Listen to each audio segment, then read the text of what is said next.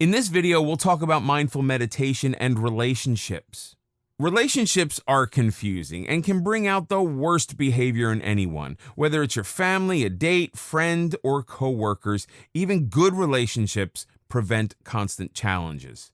One of the reasons relationships turn problematic is that many of us remain unaware of the other person's needs. We tend to be more focused on what we want. We have discussed the importance of self-awareness. However, when there are other people in our lives, we need to extend awareness to them as well. If we don't, we will find ourselves engaging in a constant struggle for power.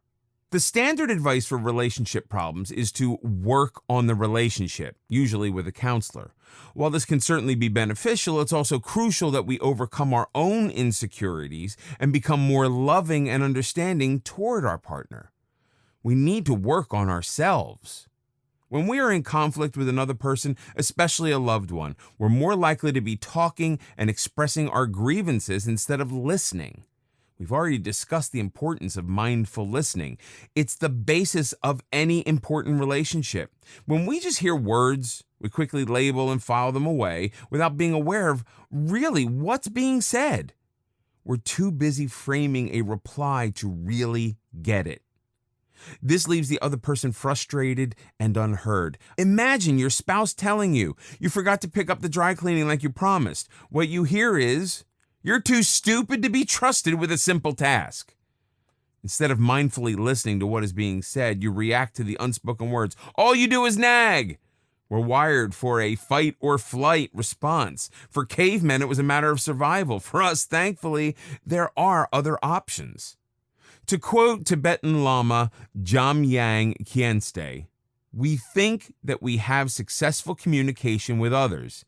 In fact, we only have successful miscommunication without being aware of it. Instead of blindly responding, take a deep breath. Think about what you're going to say instead of reacting with the first thought that enters your mind. Consider how your words will affect the other person.